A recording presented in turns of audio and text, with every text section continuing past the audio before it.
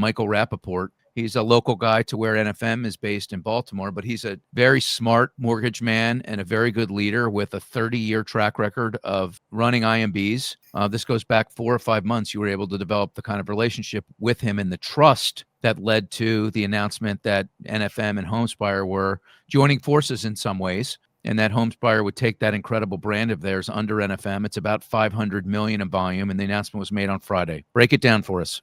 Michael is an exceptional leader, and I think he embodies sort of the humble servant leadership that I don't really see as much anymore, to be honest with you, in this business. And he's had an incredible run. He did 700 million last year. He dropped a little bit this year, do just over 500 million, like you said, this year. And I think his focus really has been, how do I chart a great trajectory for my staff? They were really looking for just a much different kind of deal, a deal that could preserve his integrity as a leader, preserve as many people as he possibly could within his organization, and then give him the freedom to be able to grow, maintain the Homespire brand, and to grow as a pseudo autonomous entity while getting some leveraging a larger balance sheet and a larger licensing footprint for growth.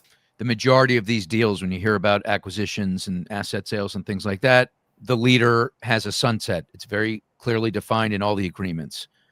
At NFM, what makes the structure very unique here is that the leader, the owner, he or she gets to continue under that brand for as long as they can continue to run the company and have it be profitable, which under a model where, as you say, you're able to scale based on efficiencies, lower this, lower that, all the costs you get from going from $1 billion to a $7-8 billion entity, which is what NFM is.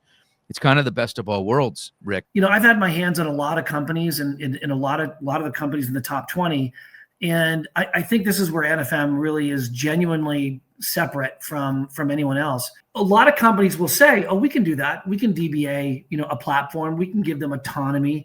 But when you really when you look at the agreements, autonomy isn't really spelled out. Access to margins aren't really spelled out. Control or the ability to grow and to be able to control your sort of own operating sort of growth isn't really spelled out. I owned a company right around the same size as Michael, actually. Yeah. And I made the decision to roll up under NFM and to gain those efficiencies. And I'm still here.